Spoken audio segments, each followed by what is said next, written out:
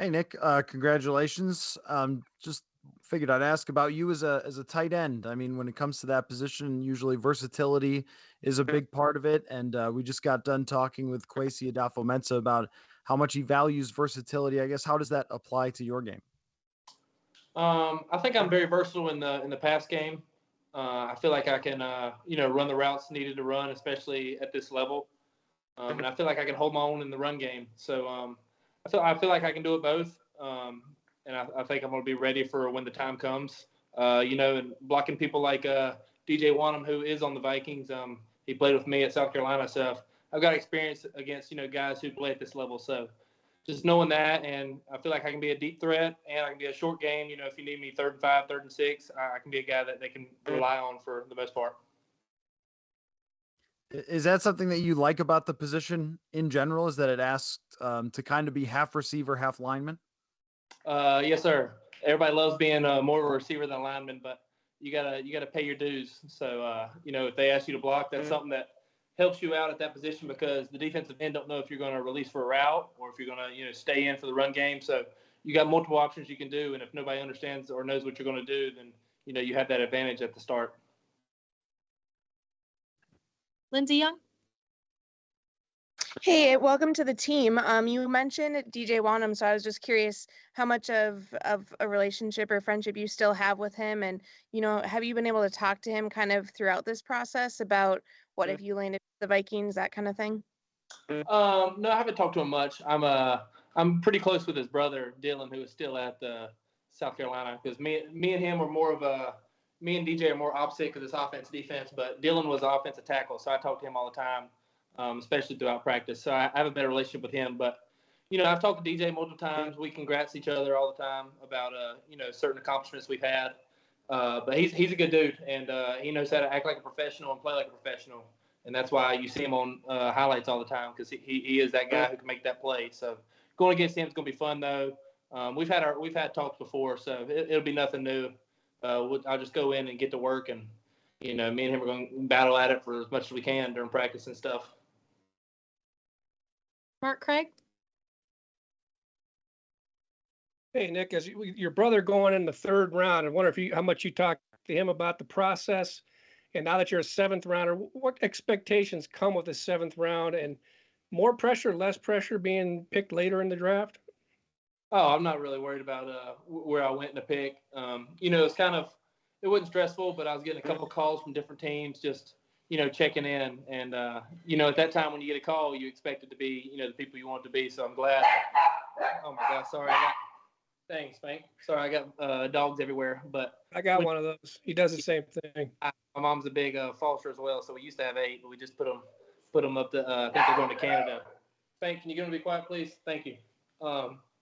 But just in general, being a draft pick is something special that, every kid wants to do and wants to be about. So, when I got the call and I knew I was, headed up to Minnesota, I felt relieved that, the call was there, but, the draft is just a perception and playing on Sundays is the real reality. So, when you see it that way, that, the job's not finished. You got to go in there and you got to compete to be a guy. And whether it's on special teams or, being one of the top tight ends for the team, that's what I'm going to do.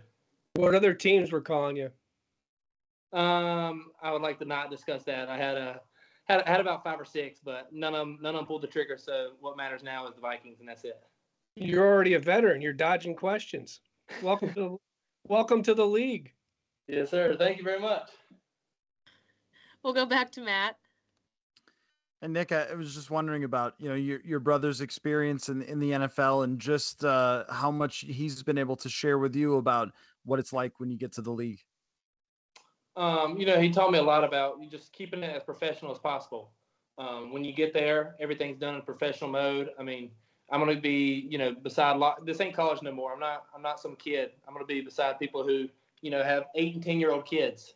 And I'm going to be beside people who've been married for 20 years. Like, I'm going to be beside those people. So I gotta be focused, and I got to, take it the right way every day because, those kids aren't playing or those guys aren't playing around, and it's, a professional building. So if you mess up a couple times, your tail could be going home. So every day I walk in the building, I gotta take it as, this is my job, this is my livelihood, because it is. And, there's no playing around. My brother's taught me that. So when you get your opportunity, you got to make the most of it. Craig Peters? And congrats. Just to piggyback off opportunities, you start your college career at William and Mary, then you transfer, and then you are able to use the fifth year as a super senior. So just if you can kind of recap what it's been like along your journey there to keep reaching and making the next level.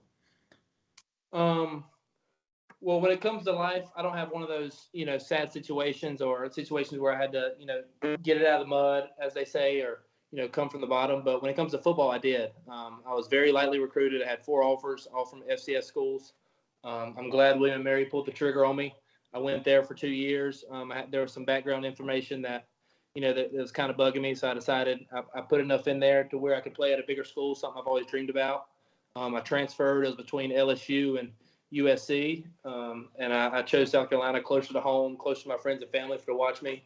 So it's been a struggle, but it's been a good process. It's something that I can, now that I'm in this position, I can lean on and say that's what got me here. And it's definitely helped the road that I've traveled, and I've enjoyed it for the most part. Any other questions for Nick? Yeah, just Nick, talking about that harder road to in football. When was the moment you thought, when you knew or figured you would end up being an NFL player? It was about junior year of college. I went 8 for 8 against Georgia. We unfortunately did lose, but I went 8 for 8 against Georgia, and their stacked defense that they have literally every year. It's absurd how they have, and I think we picked up Sign, and he's a real dude.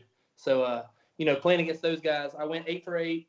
And the only catch I didn't have was a pass interference. And I knew if I could hang with those guys, as we seen today or the other day, all of them got drafted basically in the first round. So if I can play against them and not even hold my own, but do better than hold my own, then I knew I could be an NFL player. And just, growing up with, people like my brother, he's showed me the ropes and he's done it before me. So it was a little bit easier on me knowing that, I grew up playing with the NFL player all day, every day, in the backyard, didn't matter where we were. So when I seen that and I knew that I could be at that level, that's when I figured that NFL was for me. And you said you could handle scene? No, I could stay in the realm with him. He's super athletic. He's a guy who can make plays, but me and him went against each other a couple times. He's locked me down, and I've had my catches, but that's a good guy who I'm gonna go against every day in practice, and I'll make him better, and hopefully he can make me better.